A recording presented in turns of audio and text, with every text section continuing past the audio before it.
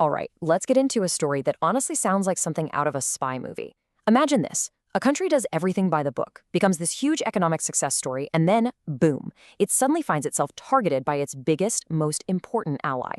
We're talking about a bizarre case of diplomatic friendly fire that nearly kicked off a full-blown trade war between the US and Vietnam. So, set the scene. It's December 2020, the final weeks of the Trump administration. Tensions with China are at an all-time high.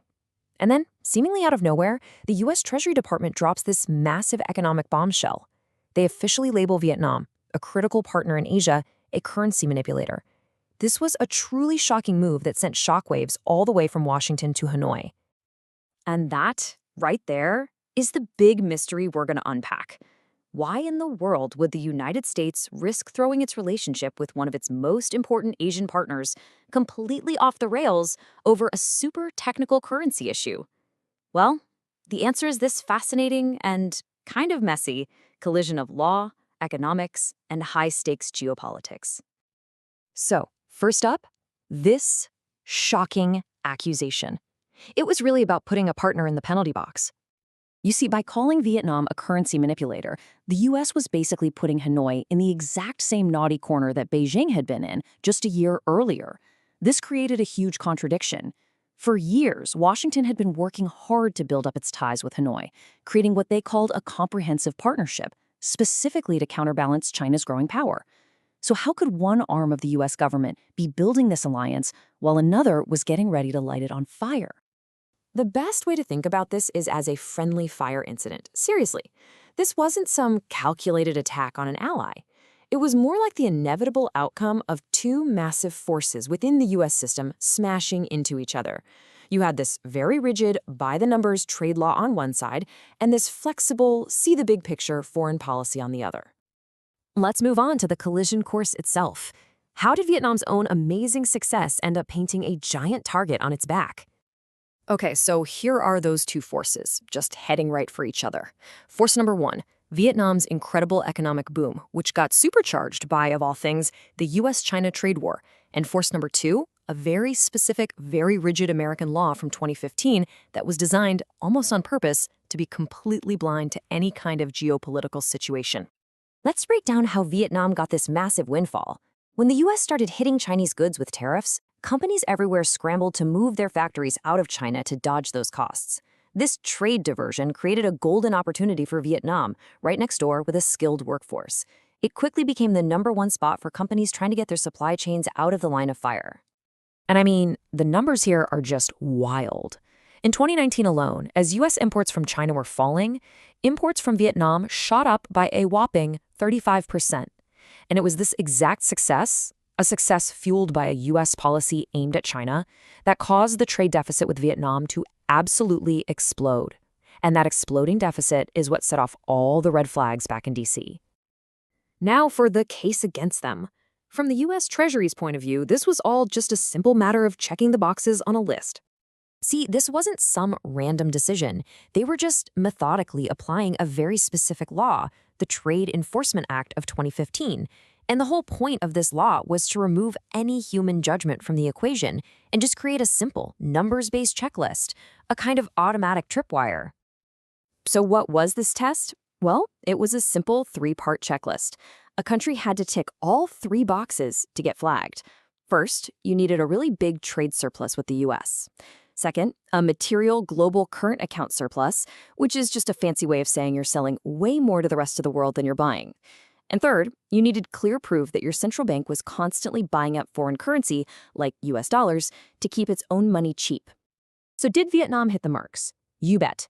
First up, the trade surplus. For the 12 months the Treasury looked at, Vietnam's surplus with the US was a massive $58 billion. The threshold was only $20 billion. So check. Box 1 was ticked. No question about it.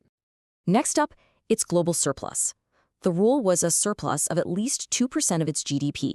Vietnam's came in at 4.6%, more than double the limit. So, check again. Box 2 was also ticked. And finally, the really controversial one, foreign exchange intervention. The Treasury's math showed that Vietnam's central bank had bought up foreign currency equal to 5.1% of its GDP, blowing way past the 2% threshold. For the Treasury, this was the smoking gun. Case closed.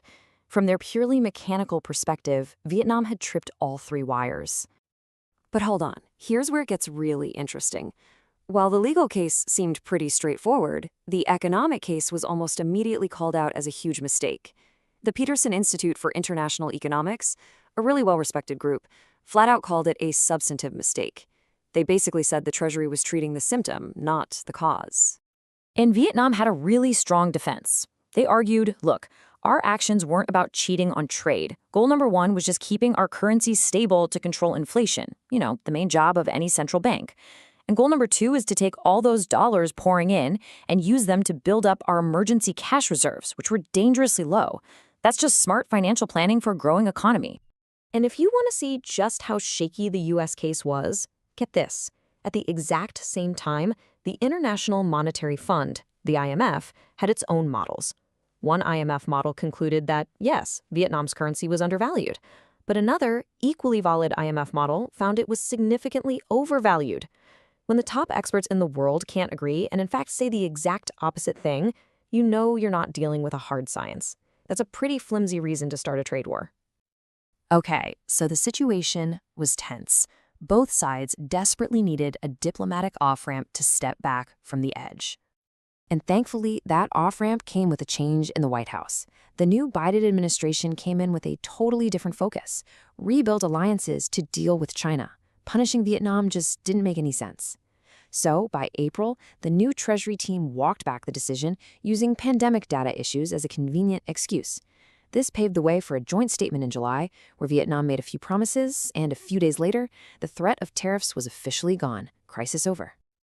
So that brings us to the aftermath, an uneasy truce. The question is, was the stress test for the relationship actually passed? But this is why we're calling it an uneasy truce, because the core problem, it never actually disappeared. Even today, Vietnam is still on the U.S. Treasury's monitoring list. Now, they don't meet that 3rd criteria anymore, the currency intervention one, but those other 2, the massive trade surplus with the U.S. and the global surplus, they're still tripping those wires. So that fundamental economic tension that kicked this whole thing off, it's still very much there. And yet, despite that tension, look at what happened just last year. In September 2023, the U.S. and Vietnam upgraded their relationship to a comprehensive strategic partnership. This is the absolute highest tier of diplomacy for Vietnam, a status they used to only give to countries like China and Russia. It was this huge, powerful signal that at the end of the day, the big picture geopolitics won out over the economic squabbles. And that's what this whole episode really leaves us with. It's this massive, ongoing challenge for any superpower. How do you balance these rigid, domestic-focused laws that are designed to be black and white with the flexible, gray area demands of your global strategy? This near miss with Vietnam is a perfect, and pretty scary, example of just how high the stakes really are.